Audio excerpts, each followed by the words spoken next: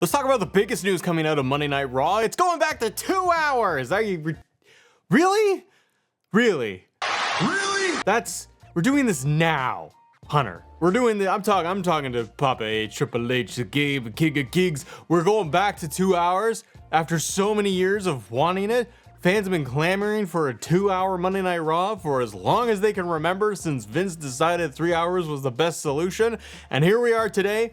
Monday Night Raw is on fire. We're just enjoying it top to bottom. And then you're gonna tell me that now we're gonna go to 2 hours. And a lot of fans I see, they don't want to go back. What do you people want?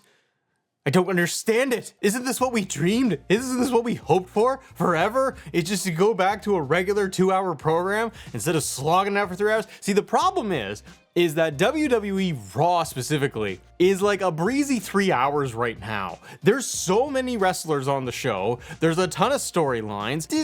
Some days it feels like it's a little long, but honestly, with Triple H taking over, it's 3 hours is it's not that bad. So I see a lot of people online are going, thank you, finally 2 hours. And then I see a lot of people saying, it's 3 hours. SmackDown should be 3 hours as well. Don't do that. Don't do that. But what do you guys think about Raw going back to 2 hours? It was confirmed by WWE. It was all breaking news last night. But starting in October, they are going to be moving it to 2 hours for the rest of the year. So everything we see on Monday Night Raw, we got it's going to be weird. And they're going to have to really jam it in too. See, the thing is that what I wonder is how are segments now going to be modified and trimmed? Like, we get a lot of long promo segments, Drew and Punk, the Judgment Day. Are they going to start taking these 10-minute segments and start cramming them into 5? It could actually be a really good thing, because we could still get all of the same action. See, the problem is, like, are we going to get fewer matches? Are they going to have to pull back on the amount of superstars that they're going to showcase on Monday Night Raw, only going for 2 hours? The other question I do have about this, and what I wonder is, this is with the USA because it's a temporary thing of Raw being on USA Network, because then it's going to Netflix in January. Is this not only WWE and USA agreeing to do this, but is it also WWE testing the waters of a 2-hour format once again when they go to Netflix? Are they trying to play with it? Because we assumed, at least I did, that Raw would go to Netflix and it would be 3 hours or 2 hours and change, and they'd have Netflix WWE commercials thrown in there. Like, we don't know how it would be formatted, but I assumed they would still do the large 3-hour show.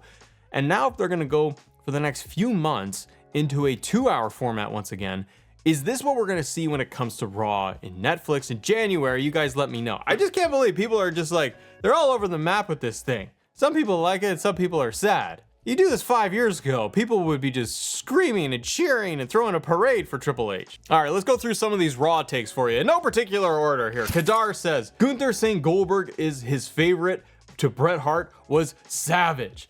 It was awesome. The fact that Gunther came out, we got Bret the Hitman Hart, we're in Calgary, we got Bret Hart in there, and he's doing the whole promo, and then you got Gunther coming to interrupt him. It was nice to see Bret on TV. I'm happy he was there. It's a good moment. And then you get Gunther coming out talking trash to Bret Hart, say he idolized him, and that, but really he's his second favorite, because Bill Goldberg, he didn't say Goldberg, he's like, Bill Goldberg is my favorite. I love that, just trolling Goldberg. See, what you want now, here's what I would be scared of. If this was Vince, Goldberg would be coming back next month at like a Saudi show, and it would be Gunther versus Goldberg. They might still do that. That'd be scary. But yeah, I thought it was a good moment, and I thought just Gunther trolling Bret Hart and Bill Goldberg, that's hilarious. Sami Zayn coming out, it was fine. This whole match between Sami and Gunther part 2, I'm just kind of on, because I think we all know that Sami's not winning. And I'm a little bit tired of Sami's shtick, of his character, of this constant wanting to be the champion. Just like level 10 for how intense he gets. Like, I love the moment between Sami and Bret. That's awesome. He comes to his aid. And you do have the confrontation, and the story is basically that Sami is trying to provoke Gunther to get him to say yes for the title match, and he won't do it. So how's the match really going to go? Is it going to be like Gunther barely survives Sami Zayn because he knows that he lost? Like, Gunther doesn't want to do it because he lost to Sami for the Intercontinental Championship at Mania? Is that why Sami is not going to go into it? So I don't know. I'm just not too keen on doing this match once again. See, talking about Raw, here's an example. M4T and more numbers says, all I can say is that Raw will not be the same as before. we will miss that 1 hour for a while until we get used to it. See, people are just like, they want their 3 hours. It's so baffling to me. Like, I like the 3 hours, don't get me wrong. I'm just giggling because we wanted 2 hours for 10 years. We're getting it. And now people are mad. Wrestling fans, man. Sticking with the Bret Hart piece, Hugh Trod says, Bret should be the special guest referee for Gunther versus Sami too. That would be kind of cool. If Bret Hart can do the ref spot, that would be fun. But you still got the problem that like Gunther is gonna win. Although that gets more heat on Gunther because you got Bret reluctantly counting to 3. So that could be fun. Donate Leonardo says the Raw roster is so stacked they can barely get everything in as it is. I like the 3 hour format, see more 3 hour people. Business is booming, makes no sense to cut airtime. I gotta say it's gotta be something to do with advertising, with USA, possibly what they're doing with Netflix. Maybe. People are still upset about this. Ham Zapper says Jey was about to beat Roman last year and was convincing. Yes, he was. He's been a top star overall merch and crowd reactions, yet he keeps on losing title matches and he'll probably lose to Braun. So the fatal 4-way match for the #1 contendership for the IC title, that was awesome. Like Pete Dunne snuck in there and I thought he was gonna win it. The Tsunami, the Braun Strowman, woo, the timing on that was awesome. There was so much going on in this match. I loved it. That's how you do a fatal 4-way. And it showed me that with the IC title division, look at the names now you have just kind of circulating in there that are contenders for the IC title. So if you do go for 2 hours, you don't get as much TV time for those guys. But I thought the match was phenomenal. And now you have Jey Uso winning. He's going to go off and he is going to fight Braun Breaker now, which you kind of figured that was going to happen. But Braun's probably going to win. Like, unless it's shenanigans or unless they pivot and Bloodline somehow get involved with Jey Uso and then he goes off and does that stuff. Like, Jey's not winning. And that's the problem. He's called main event Jey Uso. And he was in the main event. And he won the main event on Raw. But he hasn't won any titles. And I don't know why WWE doesn't do that. I think the time will come. But I almost think like it's almost just bad timing for Jey Uso constantly. Where like it doesn't line up that he should be the winner. He's super popular. People want him to win. But you also get a little bit of that underdog story, right? Just the issue, the delicate balance here with Jey Uso is you don't want it to become like he's just losing wrestler every single time there's a title match so that fans don't buy into it anymore. Where like they like Jey, but then he just never wins. It's kind of like Dolph Ziggler back in the day, like way back in the day when people loved Dolph Ziggler and they're clamoring for him. And then he just never wins. Like he won the title, it was a cash in, it was great, but you know what I mean? Like it's that losing wrestler mentality, and then fans start to get kind of over it. Like, oh yeah, Jey's fun, but we know he's never gonna win anything. You got to pull the trigger on Jey Uso eventually. But that fatal 4-way, I loved it. Jonathan Master says, I want to love the Pure Fusion Collective, but how can I take them seriously when they never win? Also, I'm writing this before the end of Raw, so I imagine Jey was gonna face Braun and boring and predictable. It's not boring and predictable. It's a fantastic match, but you didn't watch it yet, so that's fair. That's no problem, Jonathan. Pure Fusion Collective, hate the name. Love the group, don't know what they're doing. They lost. Like they're a new faction.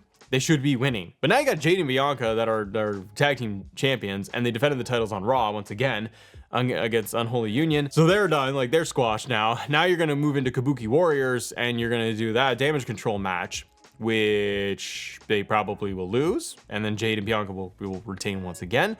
Pure Fusion Collective, it's a great ensemble. It's a great little 3-person package. They got all the tools. They're very good. But it feels now like only a few short weeks removed from when they debuted together that they're losing faction. Like they're LWO territory. And that's not what you want. You need like a trios title. You don't need more tag titles, but like you need something with them. If you want to be able to focus on them, then do that. Sonya Deville is great. She's great as a mouthpiece, but they got to win. They got to get some actual win. Cosmic Essence talks about the Wyatt 6. So Wyatt 6, American made, opened the show. For me, I thought this was a banger. It's a season premiere of Monday Night Raw. We're on the USA Network. We're doing that whole thing. And you had this 8-man tag. It was awesome. You got Nikki Cross just giving suplexes out to the boys. Like there was a lot of shots. Kendo sticks. I like they did the overhead shots too, because they were trying to show everything around the ring that it was all just chaos and broken. I thought that this was excellent. The crowd was really into it. It's a hot way to start off Raw that you just get into the match. We didn't get a 10-minute promo. It's nice to shake it up once in a while. This match was great. It was so much fun. But as we talk about this, Cosmic Essence says, not sure how I've been feeling about the Wyatt 6 versus American Made feud. Not gonna lie, I was rooting for it to work, but I fear it has gone stale for me at this point. There's something missing in this whole story, and as much as I enjoy both factions, this makes me want to look away. The street fight was really cool. No complaints for their work in the ring. No, all of the in-ring work is great, but I think I hear what you're saying. You kind of started off on like a very specific path with Bo Dallas, and now it's kind of pivoting. Like they've been kind of working on American Made now for quite a few months, and we've seen American Made come together as a core faction. Like it's just happened. So you need them to get more established as a core heel unit. But I kind of see what you're saying. Bo Dallas is doing all the creepy stuff, you know, the dichotomy between both Bo and Uncle Howdy. You were doing a lot of that stuff, and now we are really into this feud with American Made.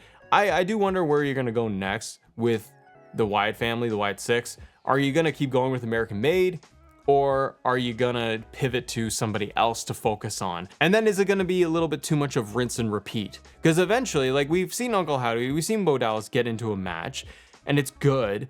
But what's the long-term plan here? Is it just going to keep being spooky stuff and then they target somebody else?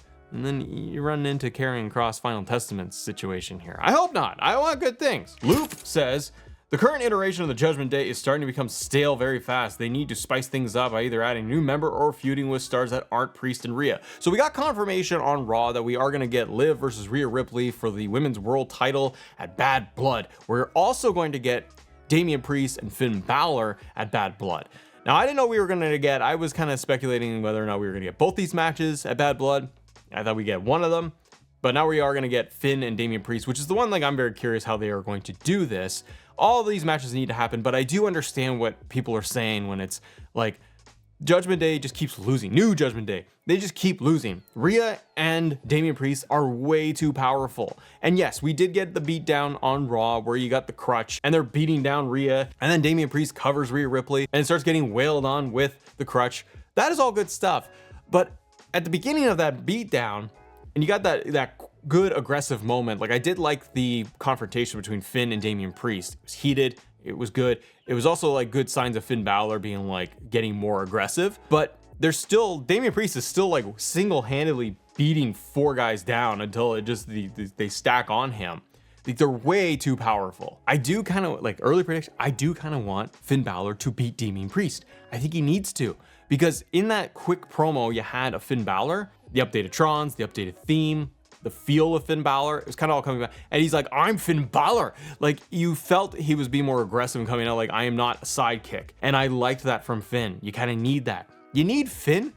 Like Finn, if they keep this Judgment Day thing going on for a while, I think you should get the world title on Finn, because you need more credibility in that group. Yes, Liv is world champion, but on the men's side, they got the tag titles, but they don't defend those tag titles very often, do they? I like the segment, but I hear what you're saying. A lot of people are kind of like, okay, rinse and repeat, beat down, big group thing, and Damian Priest and Rhea keep coming out on top. Cerebral Assassin says Punk versus Drew needs to main event Bad Blood. It would keep the tradition of Bad Blood ending in Hell in a Cell, and no other feud or match realistically deserves the main event over it. I agree. And we're getting Cody and Solo on SmackDown next week, so we're probably going to get Gunther and Sami at Bad Blood. They haven't confirmed it yet, but they did confirm on Raw during the Drew segment. Adam Pearce comes out, and we are going to get Drew McIntyre, CM Punk, Bad Blood, Hell in a Cell. It's happening. And I think, yes, this should totally be the main event. Pearce even said, like, this is the third match. This is the final one. We're ending this. This is how you end a feud. And that's the tradition of Bad Blood as well. Hell in a Cell. Gunther and Sami does not deserve to main event Bad Blood. There's barely a feud in there other than their history at WrestleMania. So to me, Gunther and Sami should either be on Raw main event or opening Bad Blood, because Cody not going to be on the card for Bad Blood, I assume. And we don't need Cody. Like, I think Cody needs a break from like every single PLE. Good for Cody, but there's no match that warrants him at Bad Blood. Punk and Drew, Hell in a Cell, like 40 minutes. Let's go. There's no title involved, nothing. It's just grudge match. It's gonna be a bloodbath. Like, that's what I want to see. Just, I don't know if it's gonna be as bloody as Swerve and Hangman. All right, we'll end on this one talking about Raw going to 2 hours. So the Diamond King says the Raw for 2 hours, I don't like it because the match is going to get shorter and longer promos. I like 3 hours of Monday Night Raw because you have to give the women their spots, including the main event or an opening match. I do worry a little bit that, are they going to condense stuff and we're not going to see as many talents like women's tag, The rumors were of getting like women's mid-card titles. If you're gonna do a 2-hour Raw and you got a 2-hour SmackDown, that's gonna be pretty hard. I'm torn. I'm torn. If it's efficient 2 hours of storytelling every week, could be better. I believe Triple H in interviews like years ago talked about how like 3 hours is hard. Like you're writing TV every single week, multiple times a week. You gotta produce 3 full hours of television. That's a lot. Now you do have a lot of talent, but that is a lot to do.